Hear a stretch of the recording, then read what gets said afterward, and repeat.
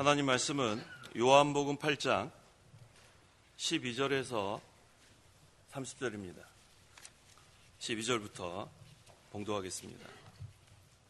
예수께서 다시 그들에게 말씀하시기를 내가 곧 세상의 빛이니 나를 따르는 자는 결코 어둠 속에 다니지 않고 생명의 빛을 얻게 될 것이다 하시므로 바리새인들이 그분께 말하기를 당신이 자기 자신에 대하여 증언하고 있으니 당신의 증언은 참되지 못하오라고 하였다.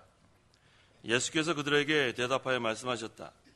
내가 내 자신에 대하여 증언한다 할지라도 내 증언은 참되니 이는 내가 어디에서 와서 어디로 가는지 알기 때문이다. 그러나 너희는 내가 어디에서 와서 어디로 가는지 알지 못한다.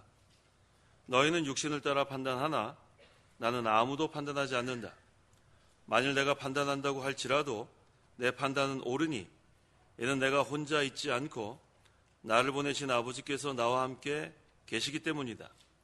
너희 율법에도 두 사람의 증언은 참되다고 기록되어 있다. 내가 나 자신에 대해 증언하고 나를 보내신 아버지께서도 나에 대하여 증언하신다. 그러자 그들이 그분께 말하기를 당신의 아버지가 어디에 계십니까 하니 예수께서 대답하셨다. 너희는 나를 알지 못하고 내 아버지도 알지 못한다. 너희가 나를 알았다면 내 아버지도 알았을 것이다. 예수께서 이 말씀들을 성전에서 가르치실 때에 헌금함 곁에서 하셨으나 아무도 그분을 잡지 않았으니 이는 그분의 때가 아직 오지 않았기 때문이다. 예수께서 다시 그들에게 말씀하시기를 내가 떠나가니 너희가 나를 찾다가 너희 죄 가운데서 죽을 것이며 내가 가는 곳에 너희는 올 수 없다라고 하시므로 유대인들이 말하였다. 내가 가는 곳에 너희는 올 수 없다 하니 이 사람이 자살하려는 것인가? 이에 예수께서 그들에게 말씀하셨다. 너희는 아래에서 났으나 나는 위에서 났고 너희는 이 세상에 속하였으나 나는 이 세상에 속하지 않았다. 그러므로 너희는 너희 죄 가운데서 죽을 것이라고 내가 너희에게 말하였다.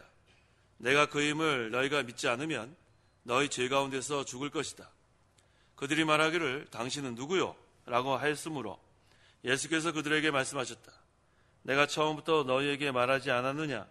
내가 너희에 대하여 말할 것과 판단할 것이 많으나 나를 보내신 분이 참되심으로 나도 그분께 들은 이것들을 세상에 말한다. 그러나 그들은 예수께서 아버지에 관하여 그들에게 말씀하시는 줄을 깨닫지 못하였다. 그러므로 예수께서 그들에게 말씀하셨다. 인자가 들려 올릴 때에야 내가 그분인 것을 너희가 알게 되고 또 내가 스스로는 아무것도 하지 않고 다만 아버지께서 내게 가르치신 대로 이것들을 말한다는 것을 알게 될 것이다. 나를 보내신 분께서 나와 함께 계신다. 그분은 나를 혼자 버려두지 않으셨으니 이는 내가 언제나 그분을 기쁘시게 하는 일들을 하기 때문이다. 예수께서 이것들을 말씀하심으로 많은 이들이 그분을 믿었다. 30절까지 봉독했습니다. 교환을 보시면은 우리 이병기 목사님 강에서 그 대소지 먼저 보세요. 제 8장은 진리장이고 첫 번째 예수님께서 자신을 증거하심, 두 번째 예수님이 죽으실 것을 말씀하심, 세 번째 진리가 자유케 함, 네 번째 마귀에게서 난 자는 진리를 불신함, 다섯째는 그리스도는 아담 전부터 계심. 이게 8장의 내용이고 오늘은 제가 또 따로 준비한 교환에 보시면 그 제목을 생명의 빛을 얻게 될 것이다. 이 제목으로 말씀을 증거하겠습니다. 그 12절의 말씀이에요. 예수께서 다시 그들에게 말씀하시기를 내가 곧 세상의 빛이니 나를 따르는 자는 결코 어둠 속에 다니지 않고 생명의 빛을 얻게 될 것이다. 이 말씀을 근거로 했습니다. 12절 예수께서 다시 그들에게 말씀하시기를 내가 곧 세상의 빛이니 나를 따르는 자는 결코 어둠 속에 다니지 않고 생명의 빛을 얻게 될 것이다 하시므로 아담으로 말미암아 죄가 세상에 들어왔습니다. 죄로 인해서 세상이 캄캄해졌어요. 어두운 세상이 됐습니다. 이 어두운 세상에는 빛이 없으면은 계속해서 어두워질 수밖에 없어요. 그런데 이 죄로 어두워진 흑암에 쌓인 이 세상에 빛으로 예수님께서 오셨습니다. 예수님께서 내가 곧 세상의 빛이다. 이 빛은 그냥 빛이 아니고 진리를 나타내는 빛이고 또 생명을 주는 빛입니다. 또 의를 나타내는 빛입니다. 근데 이 빛이 모든 사람에게 다 비춰졌는데 모두에게 진리의 빛이 되는 것은 아니고 모두에게 생명의 빛이 되는 것도 아닙니다. 또 모두에게 의의 빛이 되는 것도 아닙니다. 누구에게 이것이 생명의 빛이 되는가? 그 12절 하반절에 나를 따르는 자입니다. 예수님을 따르는 자에게 이 세상의 빛은 진리의 빛이 되고 또 의의 빛이 되고 세상의 빛이 됩니다. 그래서 이 어두움 속에 있는 모든 사람들 캄캄해가지고 심령도 캄캄하고 세상도 캄캄하고 도무지 소망이라고는 없는 이 세상인데 세상의 빛으로 모든 사람을 비추지만 모든 사람의 생명의 빛은 아니고 예수님을 따르는 자, 예수님을 믿는 자에게 생명의 빛이 됩니다. 그래서 우리는 두 종류의 사람이 있어요. 예수님을 따르는 자가 있고 방관자가 있어요. 빛이 비치는데 그것을 그대로 보고만 있는 사람도 있어요. 복음이 전파되고 있는데 그 복음 들어본 적도 있는데 그것을 도무지 따르지도 않고 영접하지도 않는 그런 사람들이 대부분입니다. 그렇지만 예수님을 믿고 예수님을 따르는 자에게는 더 이상 하나님께서 그 심령을 캄캄하게 두지 않아요. 환해지는 거예요. 또 하나님이 또 예수님이 계신 곳은 빛의 세계가 이루어지기 때문에 그 다음에는 하나님을 발견합니다. 어둠 속에서는 발견 못해요. 근데 빛의 세계에선 발견할 수 있습니다. 그 다음에 이 빛은 생명의 빛이기 때문에 영생을 얻어요. 영원한 생명. 이 심령이 캄캄하고 이 세상이 어두워졌을 때는 생명이 없어요. 거긴 죽음입니다. 거긴 소망이 없습니다. 하지만 예수님을 믿고 예수님을 따르게 되면 심령이 환해지고 또 영원한 생명을 얻게 됩니다. 그런데 여기 지금 본문에 나오는 이 바리새인들은 예수님께서 자기 자신에 대하여 증언했다는 거예요. 그래서 예수님의 증언을 인정하지 않습니다. 13절. 13절 바리새인들이 그분께 말하기를 당신이 자기 자신에 대하여 증언하고 있으니 당신의 증언은 참되지 못하오라고 했다. 바리새인들의 심령은 캄캄해요. 심령이 캄캄한 자들은 진리의 빛이 비춰져도 캄캄해요. 믿지 않기 때문에. 또 생명의 빛이 비춰져도 캄캄합니다. 믿지 않기 때문에. 이 바리새인들은 지금 지식적으로는 아는 게 많아요. 또 배운 게 많습니다. 그런데 지식으로 이 빛을 영접할 수 있는 게 아니에요. 믿음으로 영접하는 겁니다. 지금 예수님께서 생명의 빛으로 지금 나타나고 있는데 그리스도로 오셨는데 거기에 대한 지식은 있었습니다. 구약 성경을 배웠기 때문에. 하지만 그 지식으로 아는 것으로는 안 돼요. 그것을 믿어야 그것을 그대로 믿고 마음으로 영접해야 그것이 역사하는 겁니다. 그래서 예수님께서 세상의 빛으로 오신 것은 모든 사람에게 비춰졌어요. 그런데 누구에게나 이 빛이 생명의 빛이 되는 건 아니에요. 예수님을 따르는 자에게만 생명의 빛이 됩니다. 14절. 14절 예수께서 그들에게 대답하여 말씀하셨다. 내가 내 자신에 대하여 증언한다 할지라도 내 증언은 참되니 이는 내가 어디에서 와서 어디로 가는지 알기 때문이다. 그러나 너희는 내가 어디에서 와서 어디로 가는지 알지 못한다. 심령이 캄캄한 자는 알 수가 없어요. 그런데 빛의 세계에 이루어진 자에게는 알게 돼요. 예수님을 믿기 전에는 천국도 모르고 지옥도 모르고 예수님 믿기 전에는 하나님도 모르고 아는 게 없어요. 왜? 그것은 하나님의 비밀이기 때문에. 성경에 나오는 비밀은 영어로 뭐라고 했어요? 미스테리. 이것은 신비한 일이기 때문에 하나님이 계시하지 않고서는 알 수가 없어요. 근데 심령이 캄캄하니까 이 하나님의 비밀을 알 길이 없습니다. 하지만 이제 이 빛을 영접하면 생명의 빛이 되면 그 다음에 하나님의 비밀을 알게 돼요. 알게 될 뿐만 아니라 사모합니다. 위의 것을 찾는 생활을 하게 돼요. 이전에는 몰랐던 하나님 나라를 맛봤으니까 하나님께서 주시는 위로도 맛보고 하나님께서 주시는 기쁨도 맛보고 또 평안도 맛보고, 그러니까 그 하나님의 말씀을 사모해서 하나님께서 베푸시는 은혜, 그것을 얻기 원하는 거예요. 그래서 여기 지금 예수님께서 지금 독생자로 오셨어요. 독생자. 영원한 하나님의 아들로 오셨는데 하나님께서 독생자를 보내셨지만 이 독생자를 영접하지 않으면 너희는 내가 어디에서 와서 어디로 가는지 알지 못한다고 했습니다. 예수님께서 직접 증언해도 믿지 않는 거예요. 그런데 우리가 지금 전도하는데 믿겠어요? 누가 전하는 게 중요한 게 아니고 이 심령이 캄캄하면 믿을 수가 없어요. 이 바리새인들은 지금 예수님께서 어디로부터 와서 어디로 가는지 알 길이 없습니다. 어떤 사람만 알게 되는가 하면 예수님을 믿는 사람, 또 회개하는 사람, 그 다음에 상한 심령이 돼서 진리를 사모하는 자, 하나님께서 이 하나님의 비밀을 계속 알려주십니다. 이 바리새인들이 왜 모르는가? 15절에 뭐라고 했죠? 15절 너희는 육신을 따라 판단하나 나는 아무도 판단하지 않는다. 육신을 따라 판단하는 것이 문제예요.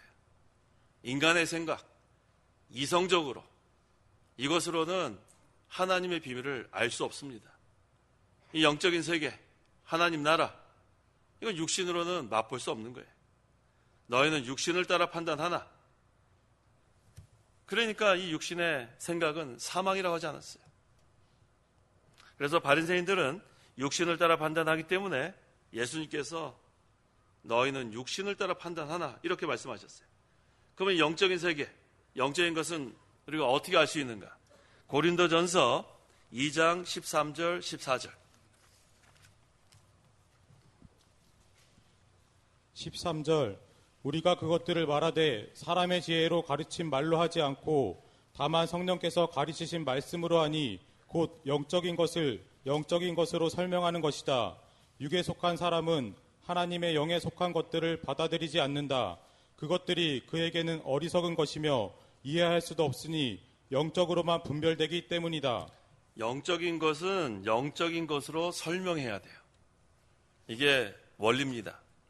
우리 이 목사님한테 잘 배웠죠? 어린아이들한테 종자를 깎아서 설명하려고 하지 말라 그랬어요. 종자 그대로. 그러면은 성령께서 가르쳐 주십니다. 그래서 우리 유치반 아이들, 이거 뭐 아이들이 뭘 할까?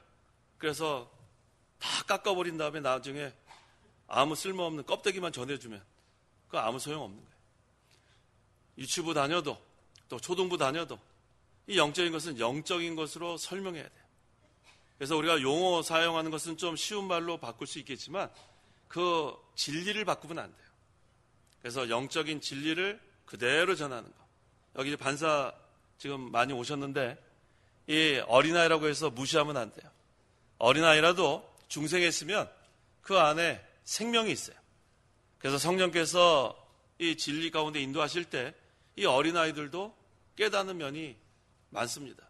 제가 이렇게 확실하게 말씀드리냐면 제가 그 유치부, 초등부 명림교회에서 자라났어요. 그때 제가 어렸을 때 배운 말씀들이 아직도 기억이 나요.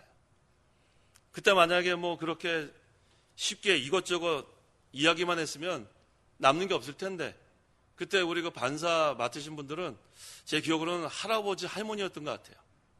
지금 다 세상 떠나셨는데. 근데 그때 뭐 그대로 그 다음에 그때는 어떻게 했냐면 잘못했으면은 막 혼내줬어요. 떠들면은 뒤에 가서 서 있으라 그러면은 뒤에 갔다 서 있다가 오고.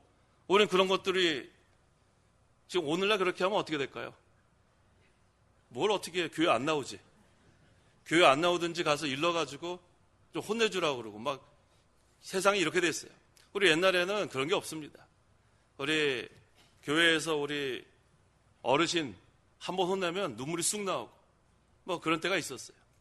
자, 그때 그대로 이 성경 말씀을 가르쳤더니 그 명림교회에서 목사들이 많이 나왔어요.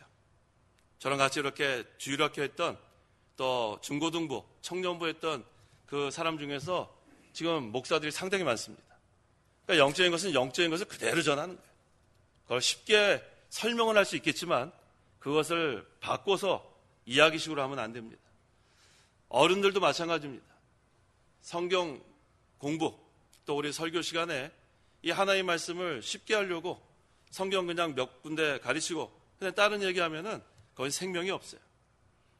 예배하는 자는 다 중생한 자들이기 때문에 그 안에는 다 중생한 영이 있고 그 중생한 영은 하나님의 말씀을 그대로 받기를 원해요. 왜? 중생한 영은 성령께서 말씀으로 거듭나게 했기 때문에 하나님의 말씀을 사모합니다. 그래서 육에 속한 사람은 하나님의 영에 속한 것들을 받아들이지 않는다 그랬어요. 불신자들, 믿지 않는 자들은 아무리 하나님 말씀을 전해도 그걸 받아들이지 않아요. 또 믿을 수도 없고, 왜 저런 어리석은 얘기를 할까? 이상한 얘기를 한다. 왜? 영적인 것은 영적으로만 분별하기 때문입니다. 그래서 예수님께서 지금 이 바리새인들에게 아무리 가르쳐도 이들은 육신대로 판단하니까 받아들일 수가 없습니다. 근데 예수님께서 왜 이러한 어리석은 자들이 있는데도 계속해서 복음을 전하는가? 그 이유가 있어요. 요한복음 3장 17절. 17절 하나님께서 세상을 그 아들을 보내신 것은 세상을 심판하시려는 것이 아니라 그를 통하여 세상이 구원받게 하시려는 것이다. 예수님께서 초림하셨을 때는 구원하러 오신 거예요. 구원하러. 심판하러 오신 것이 아니고 구원하기 위해서 오셨기 때문에 복음을 전하신 거예요. 생명의 빛, 세상의 빛, 빛을 비추러 오셨어요. 하지만 이제 예수님께서 십자가에서 죽으시고 부활하시고 승천하시고 이제 재림하실 때는 구원자로 오시는 게 아니고 심판주로 오십니다. 하지만 이 당시에는 구원하러 오셨기 때문에 그들에게 계속해서 복음을 전한 거예요. 16절에서 18절. 16절. 만일 내가 판단한다고 할지라도 내 판단은 옳으니 이는 내가 혼자 있지 않고 나를 보내신 아버지께서 나와 함께 계시기 때문이다. 너희 율법에도 두 사람의 증언은 참되다고 기록되어 있다. 내가 나 자신에 대해 증언하고 나를 보내신 아버지께서도 나에 대하여 증언하신다. 자, 지금 예수님께서 지금 증언하고 계시는데 예수님께서 증언하실 때는 혼자 하시는 게 아니에요. 아버지께서 나와 함께 하신다. 삼위일체 하나님. 하나님은 분리될 수 없어요. 성부, 성자, 성령. 하나님은 한 분이지만 또 성부, 성자, 성령 또 우리 사역적으로 우리 구별할 수 있어요. 성부 하나님이 지금 성자 하나님과 함께 하십니다. 또 여기 율법에도 신명기 17장 6절에 증인 두 사람이나 세 사람의 증언이 있어야 죽일 수 있고 증인 한 사람의 증언으로는 죽일 수 없다. 율법에도 두 사람 이상 이렇게 증언하는 것을 인정했습니다. 예수님께서는 지금 아버지 하나님과 함께 계시고 또 아버지의 뜻대로 지금 순종하고 계시는 거예요. 성부의 사역과 성자의 사역을 구별할 수 있지만 성부, 성자, 성령은 한 분이십니다. 19절. 19절. 그러자 그들이 그분께 말하기를 당신의 아버지가 어디에 계십니까 하니 예수께서 대답하셨다. 너희는 나를 알지 못하고 내 아버지도 알지 못한다. 너희가 나를 알았다면 내 아버지도 알았을 것이다. 지금 이 바리새인들이 예수님 모르는 것은 그리스도를 믿지 않기 때문에 그래요. 구약 성경에 대해서는 지식적으로 많은 것을 알고 있는데 그리스도를 믿지 않으니까 그 지식이 헛됩니다. 오늘날 신학자 가운데서는 공부 많이 한 신학자들이 있어요. 우리가 얘기만 하면은 아는 유명한 그런 대학교에서 박사학위 받은 그런 신학자들도 많습니다. 실제로 또 신학교에서 가르치고 있고. 그런데 그리스도를 믿지 않는 신학자가 있어요. 그렇지만 아이러니하죠. 신학교에서 신학을 가르치는데 그리스도를 믿지 않으면 그럼 뭘 가르치겠어요? 지식만 가르치는 거예요. 지식만. 이 바리새인들이 그와 같아요. 바리새인들은 상당히 공부 많이 한 사람들이에요. 그런데도 그리스도가 지금 앞에 계신데도 그 그리스도를 믿지 않으니까 그들이 갖고 있는 학식은 아무 소용이 없어요.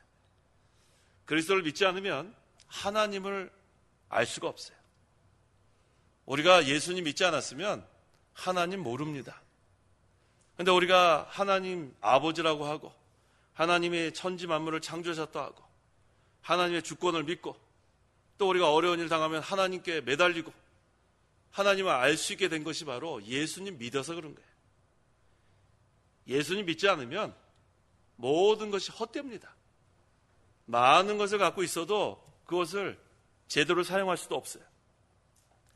예수님께서 너희가 나를 알지 못하고 내 아버지도 알지 못한다. 너희가 나를 알았다면 내 아버지도 알았을 것이다. 예수님을 영접해야 그때는 모든 것을 깨닫게 되는 거예요. 그래서 제일 중요한 것은 믿음으로부터 시작하는 거예요. 믿음. 우리 믿음의 정의 다시 한번 해야 되겠어요. 믿음의 정의는 하나님과 하나님의 말씀을 전적으로 신뢰하고 순종하는 게 믿음이에요. 하나님을 전적으로 신뢰하고 하나님 말씀을 전적으로 신뢰하고 그 다음에 순종하는 게 온전한 믿음입니다. 그렇게 되면 확실해지는 거예요. 특별히 지금 여기 바리새인들에게는 또 유대인들에게는 하나님 아버지께서 직접 증거하셨어요. 마태복음 3장 17절에 바로 그때 하늘에서 음성이 있어 말씀하시기를 얘는 내 사랑하는 아들이다. 내가 그를 기뻐한다. 라고 하나님 아버지께서 직접 증거하셨어요. 근데 소용없는 거예요. 믿지 않으면 하나님께서 직접 증거해도 소용없습니다. 또 구약 성경에 얼마나 많이 증언했는지 몰라요. 구약 성경에 얼마나 많아요. 선지자들을 통해서 그리스도에 대해서 예언한 그 구약 성경 구절이 얼마나 많아요. 그런데 믿음이 없으면 아무 소용이 없어요. 이 바리새인들은 종교적인 의식에만 관심이 있는 종교인일 뿐이에요. 오늘날도 종교인들이 많습니다. 믿음 없이 종교생활 얼마든지 할 수 있어요. 하나님을 믿지 않고 하나님의 말씀을 믿지 않고 그저 종교생활 얼마든지 할 수 있어요. 그런데 그것은 하나님과 무관합니다. 그건 성경과는 무관합니다. 그것은 예수님을 따른다고 볼 수 없어요. 예수님을 따르는 자가 돼야 생명의 빛을 영접한 겁니다. 방관자, 종교인, 그건 아무 소용없어요. 예수님을 믿고 예수님을 따라야 세상의 빛이 생명의 빛이 되는 겁니다. 20절. 20절. 예수께서 이 말씀들을 성전에서 가르치실 때에 헌금함 곁에서 하셨으나 아무도 그분을 잡지 않았으니 이는 그분의 때가 아직 오지 않았기 때문이다. 예루살렘 성전에 뭐가 있었어요? 헌금함이 있었어요. 우리 저기 교회 뒤에 보면은 헌금함 있죠? 예, 그게 우리가 지금 성경대로 하는 거예요. 오늘날 헌금함이 있는 교회 있기는 있는데 그렇게 많지 않습니다. 헌금 시간이 따로 있어서 뭐 이렇게 뭐 주머니 같은 거 돌리기도 하고 그릇 같은 거 돌리기도 하고 성경에 그렇게 돌리는 게 어디 나와 있지 않아요. 헌금함이 있습니다. 영국에 있는 그 제가 청교도 신앙 따르는 교회 이렇게 가보면은 다 자기가 헌금함에다 넣지 뭐 이렇게 막 돌리면서 그게 전부 다 인간적인 방법이에요. 좀 연보를 좀 더 많이 걷어야 되지 않을까. 뭐 그 정도만 해도 괜찮죠. 아예 그냥 이름까지 적어가지고 갖다 붙여요. 여기 누가 얼마 붙이는 데가 있고 그 다음에 또 주보에다가 또 누가 얼마 그러니까 또 우리 집부 맡은 사람들은 체면이 있잖아요. 거기 또 이름하고 금액이 나오는데 안 할 수 없잖아요. 그렇게 하는 거 아닙니다. 하나님께서는 자원하는 마음으로 헌금하는 걸 기뻐하시는 거예요. 금액이 중요한 게 아니고 그 하나님은 중심을 모시기 때문에 그 우리 두 랩돈 그 헌금한 과부 그 두 랩돈 얼마 되지 않아요. 근데도 그 헌금을 인정하지 않았습니까? 생활비 전체를 다 바쳤다 그러지 않았어요? 아주 자원해서 자기가 힘을 써서 하는 그런 헌금이었기 때문에 예수님께서 인정하신 거예요. 그래서 오늘날도 이 예배당에 헌금함을 이렇게 뒤에 놓고 자발적으로 자원해서 헌금하게 하는 것 이것이 성경적입니다. 그래서 지금 이 예수님께서 이 말씀들을 성전에서 가르치실 때에 헌금함 곁에서 하셨으나 아무도 그분을 잡지 않았다고 했어요. 그 이유가 뭐라고 했어요? 20절 하반절에 그분의 때가 아직 오지 않았기 때문이다. 모든 것은 하나님이 정하신 때가 돼야 돼요. 그걸 우리가 믿어야 돼요. 하나님이 정하신 때, 누가 정해요? 하나님께서 정하시는 때. 그래서 우리가 이 하나님께서 정하신 때, 이 신앙을 갖고 있으면 조급한 마음 없어요. 기도할 때도 왜 우리가 마음이 조급하냐면 내가 정한 때가 됐는데 왜 안 될까? 그래서 조급하기도 하고 또 낙심하기도 해요. 그런데 하나님께서 아직 때가 되지 않았기 때문에 그렇구나 이렇게 하게 되면 낙심도 하지 않고 조급하지도 않아요. 지금 예수님께서 이렇게 아무도 구분을 잡지 않은 것은 하나님의 정하신 때가 되지 않아서 그래요. 그래서 성도 여러분들은 이 신앙을 가져야 돼요. 하나님이 정하신 때가 되면 이루어진다. 그런데 또 하나님이 또 이루어지지 않게 할 때도 있어요. 그것은 우리에게 유익하지 않기 때문에 이 신앙이 아주 중요합니다. 모든 것은 하나님이 정하신 때에 이루어지고 또 하나님 우리에게 유익이 아니면 이루어지지 않는다. 그 가운데서 기도하는 것이 성경적인 기도예요. 그래서 우리 예수님께서도 뭐라고 기도했냐면 내 원대로 마옵시고 아버지 뜻대로 되기를 원합니다. 하나님의 정하신 때에 하나님의 뜻이 이루어지기를 원합니다. 그 기도가 바로 하는 기도입니다. 21절 예수께서 다시 그들에게 말씀하시기를 내가 떠나가니 너희가 나를 찾다가 너희 제 가운데서 죽을 것이며 내가 가는 곳에 너희는 올 수 없다 라고 하심으로. 자, 지금 예수님이 십자가에 죽으시고 또 부활하시고 승천하셔서 이제 하늘나라로 가실 건데 그것을 모르는 유대인들 또 그것을 믿지 않는 유대인들은 지금 예수님이 어떻게 될 것을 몰라요. 또 예수님 또 어떻게 될 거 모르는 것은 믿음이 없으니까 구원도 받지 못합니다. 그래서 하늘나라에 갈 수 없어요. 이 세상 그 누구도 예수님 믿지 않으면 하늘나라로 못 갑니다. 그래서 이 세상에서 아무리 권세가 있고 또 재물이 있고 지식이 있다고 할지라도 예수님 믿지 않으면 구원 못 받습니다. 그래서 우리는 누구를 만나든지 전도해야 돼요. 그래서 예수 믿지 않는 사람들은 불쌍합니다. 성도 여러분들 예수 믿지 않는 사람 보면 불쌍하지 않아요? 불쌍해야 하네요. 근데 왜 전도 안 하세요? 누구를 만나든지 전도하세요. 저는 불쌍해서 전도해요, 솔직히. 뭐 대단한 사람들 뭐 가끔 만날 때 있는데 대단하면 얼마나 대단하겠어요. 가면 전 목사입니다 그러고 그냥 전도합니다. 그러면 처음에는 뭐 어떻게 하겠어요. 목사라 그랬는데 내쫓을 수도 없고 듣게 돼 있어요. 좀 뭐 아무나 다 전도해요. 그렇게 하게 되면 앞에서 이렇게 함부로 못해요. 또 함부로 해도 전도합니다. 배척을 당해도 전도해요. 그래서 우리가 지금 이 예수 믿지 않는 사람들을 불쌍히 여겨야 돼요. 그 이유가 뭐냐면 이제 이 구원의 문이 닫히면 그들은 지옥 갑니다. 긴박한 거예요. 우리가 긴박한 게 아니고 아직 예수 믿지 않는 사람들이 긴박해요. 예수님께서 오늘이라도 오시면 그 다음에 구원의 문 닫히는 거예요. 그러면 우리는 구원 받았으니까 하늘나라 가고 구원의 문 닫힌 다음에는 그 다음에는 기회가 없어요. 그래서 저는 누구나 만나면 전도합니다. 왜 전도한다고요? 불쌍해서 전도하는 거예요. 불쌍해서. 근데 오늘날 전도한 사람들이 왜 그렇게 부끄러워해요?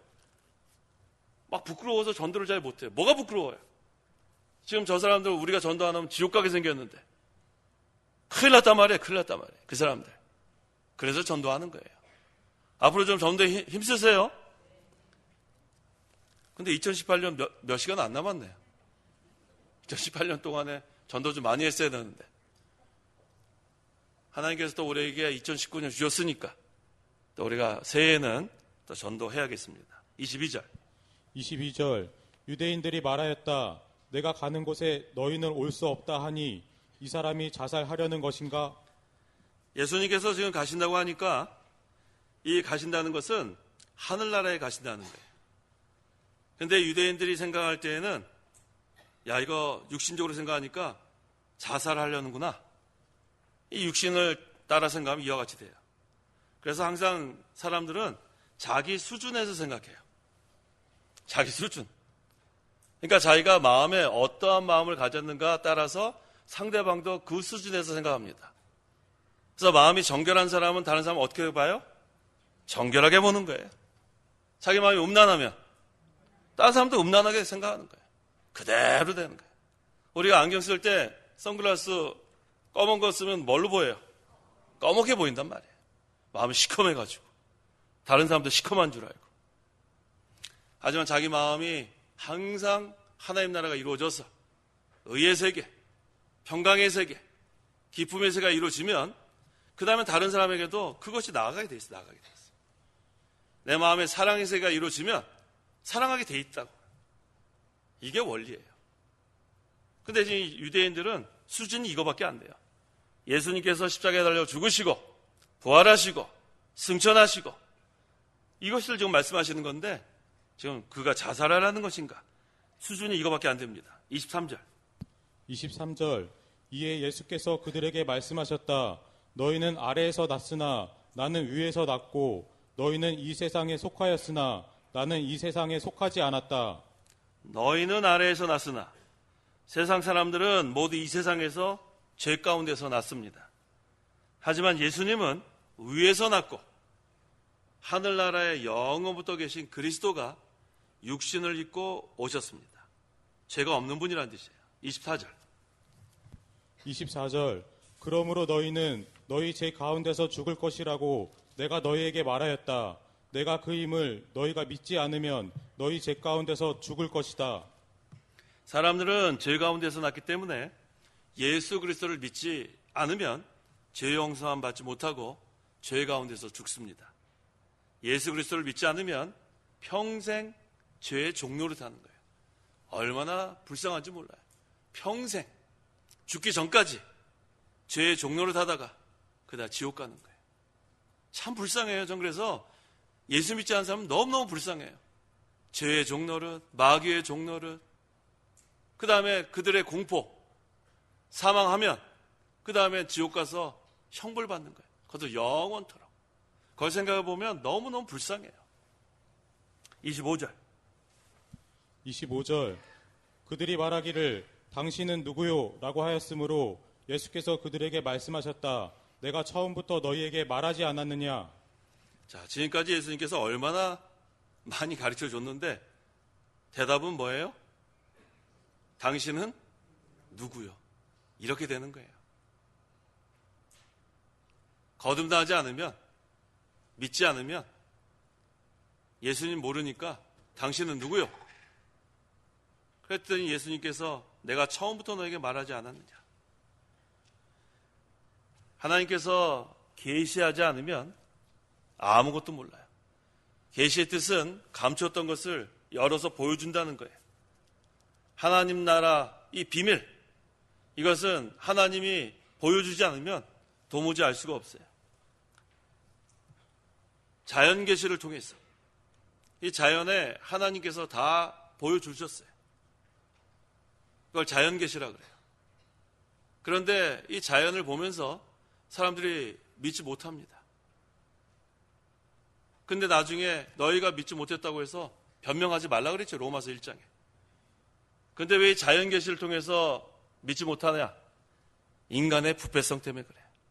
전적 부패, 전적 타락, 전적 무능력. 이 죄 때문에 하나님께서 이 세상을 처음에 만드실 때는 좋은 세상이었습니다. 그래서 첫째 날부터 여섯째 날까지 이렇게 창조하실 때마다 뭐라고 그러셨어요? 보기에 좋았더라. 여섯째 날에는 심히 좋았더라. 매우 좋았다. 죄가 있기 전에는 이 좋은 세상이에요. 이 자연 계시를 통해서도 하나님의 아름다운 세계를 찬양할 수밖에 없는데 이 죄로 인해서 전적 부패하고 전적 타락하고 전적 무능력한 이 죄인은 이 자연을 보면서 하나님을 믿을 수 없어요. 그런데 이 특별 계신 이 신구약 성경을 통해서 이제 믿게 된 성도들은 어떻게 되는가? 그러면 이 자연을 보면서 어떻게 돼요? 주 하나님 지으신 모든 세계 그렇게 찬송하고 또 참 아름다워라. 주님의 세계는 이게 얼마나 달라져요. 이 자연 계시가 아무 소용이 없었어요. 인간이 전적 타락, 전적 부패, 전적 무능력, 죄로 인해서 자연을 보면서 하나님을 믿을 수도 없고 알 수도 없었는데 이 특별 계신 성경 말씀을 통해서 복음을 믿고 예수님 믿은 다음에는 이 세상을 보는 눈이 바뀌는 거예요. 주 하나님 지으신 모든 세계가 되고 하나님이 창조자한 것이 믿어지고 참 아름다운 세계, 그 다음에 하나님이 통치자는 것이 믿어지는 거예요. 이게 얼마나 중요한지 모릅니다. 그래서 예수님을 믿지 않으면 하나님을 찬송할 수가 없어요. 자연을 보면서 찬송할 수 없습니다. 자연을 보면서 우리는 찬송이 나오잖아요. 그런데 예수 믿기 전에는 우리가 자연 보면서 찬송이 나와요? 노래가 나오긴 나오죠. 헛된 그런 가사가 많이 나오죠. 그래서 우리가 그 유행가 우리 젊은 사람들 좋은 거 하나도 없어요. 찬송하세요, 찬송.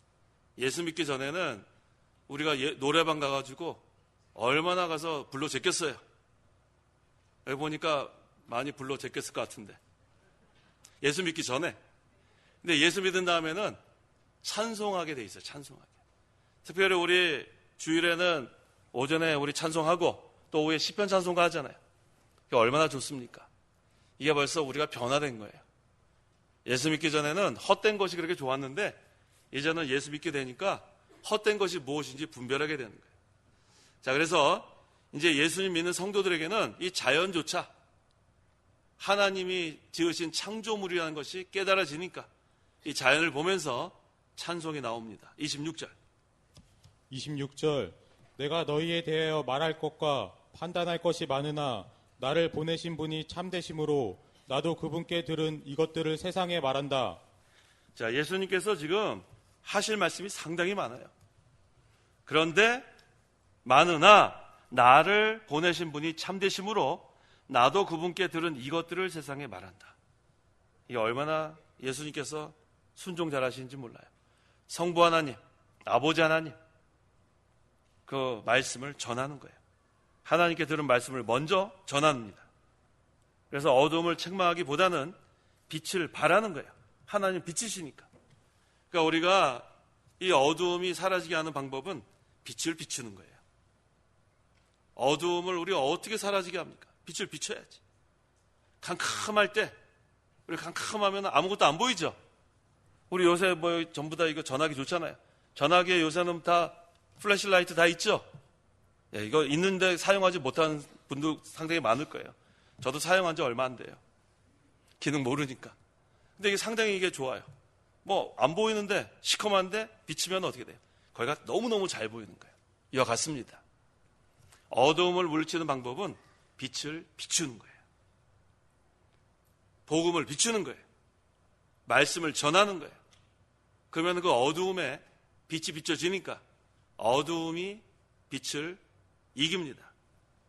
그래서 지금 사람들은 지금 컴컴한 어둠 속에 있기 때문에 지금 도무지 알 수가 없지만 이 빛을 비치니까 점점 그 가운데서 하나님의 택한 백성들은 그것이 비춰져서 이제 나중에 여기 30절에 나오는데 뭐라고 했습니까?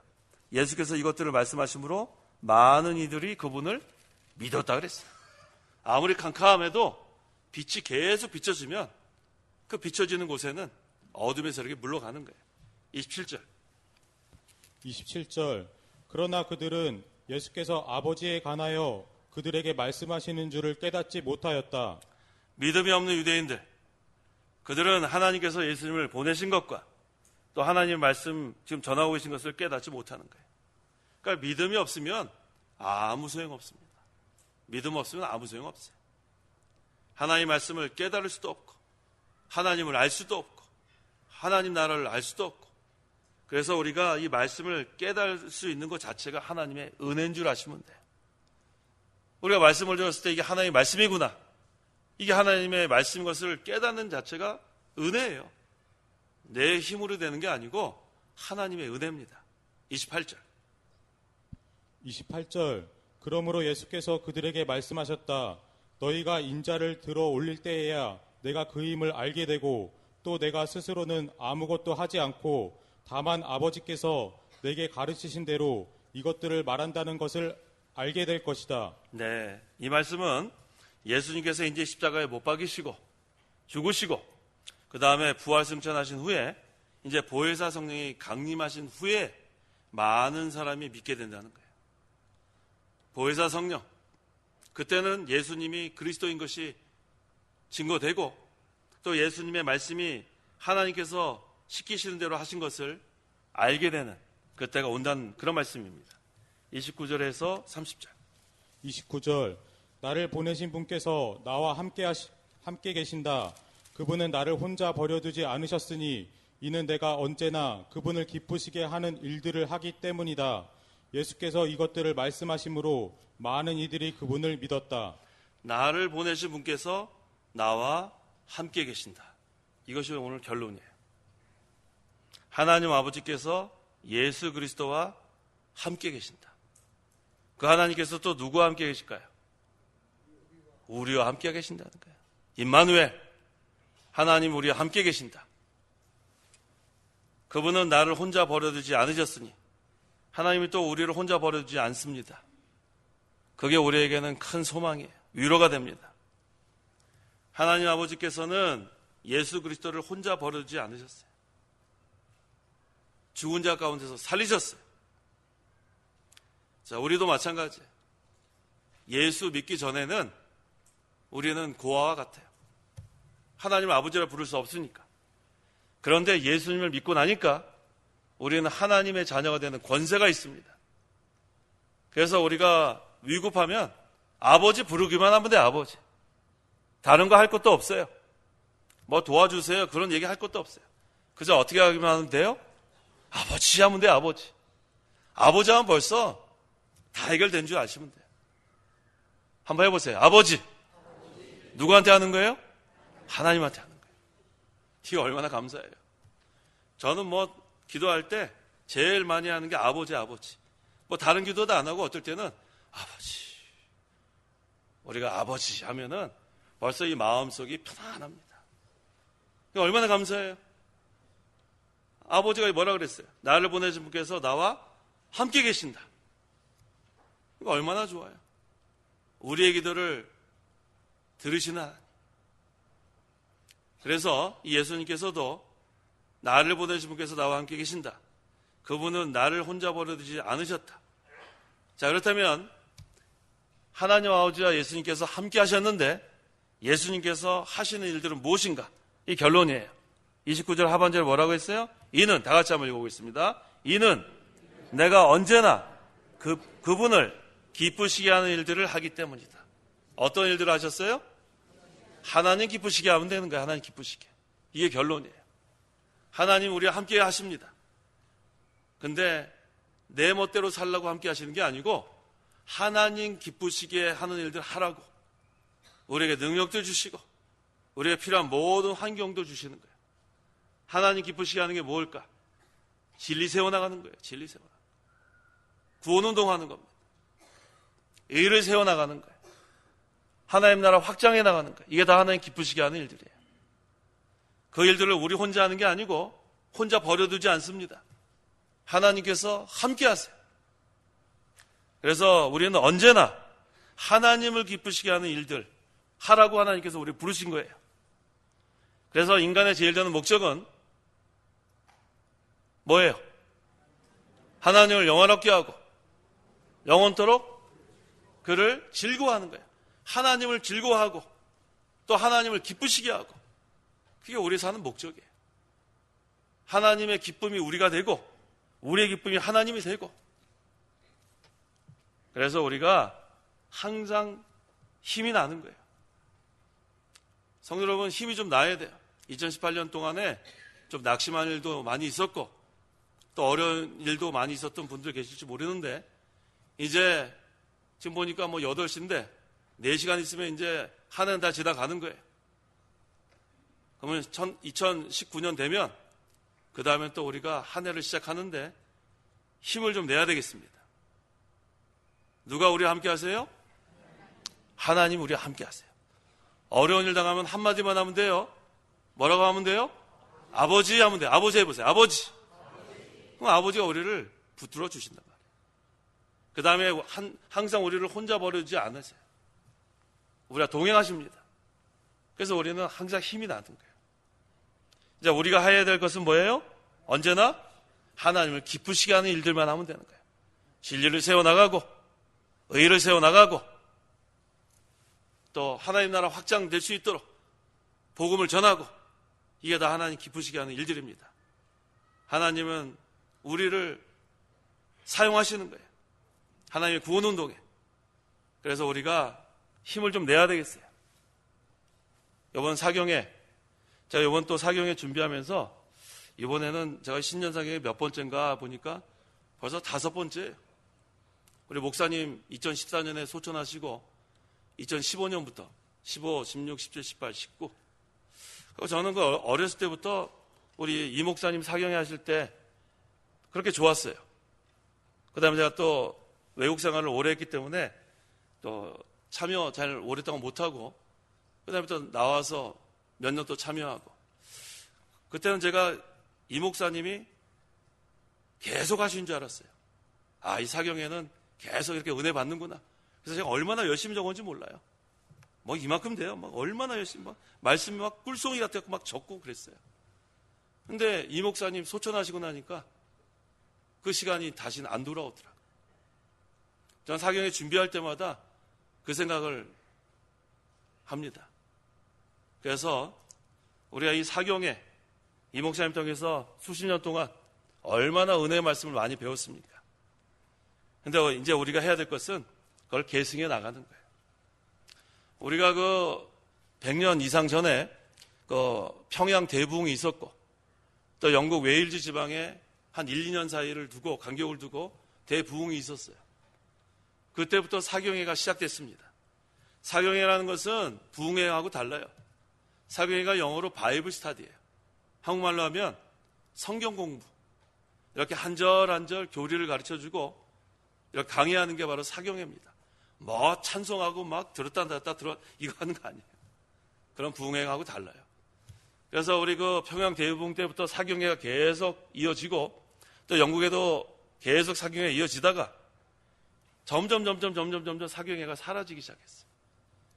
오늘날도 이 사경회 하는 교회가 많지 않아요. 부흥회는 많이 할지 모르는데 영국도 마찬가지예요. 그래도 오늘 이렇게 많이 오셨는데 제가 영국에서 공부할 때 이렇게 사경에 참석하면은 한 10몇 명 모여요. 10몇 명. 어떤 교회는 20몇 명. 그래도 우리나라는 이렇게 많은 분들이 모여서 사경회를 계속 이어간다는 게 하나님의 은혜인 줄 아세요. 또 이 시간이 계속된다고 또 생각하면 안 돼요. 하나님이 기회를 주셨을 때 우리가 은혜를 받아야 돼요. 지금은 은혜의 때고 구원의 날이라 하지 않았습니까? 저는 이 목사님 사경회가 계속 있는 줄 알았어요. 근데 그것도 기회가 있더라는 것을 깨닫게 됩니다.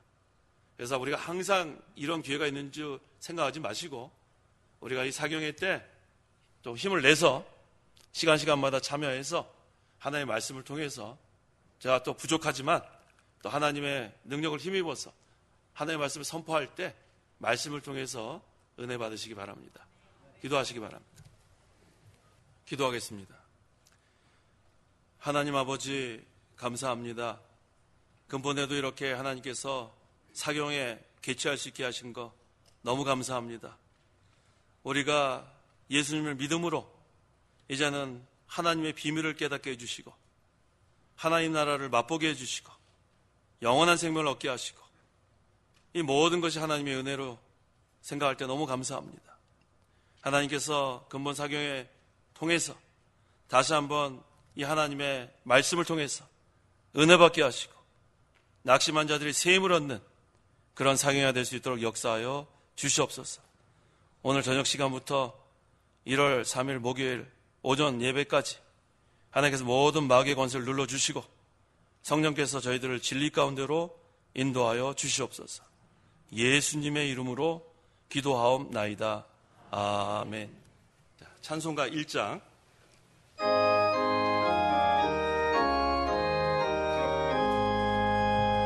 만복의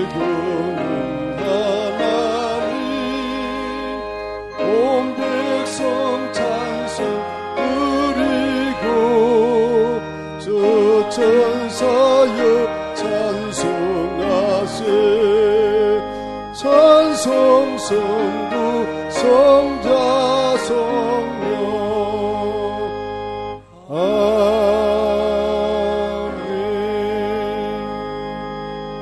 축도하겠습니다. 주 예수 그리스도의 은혜와 하나님의 사랑과 성령의 교통하심이 이 시간 하나님께 나와 예배하는 온 성도와 함께 있을지어다. 아멘.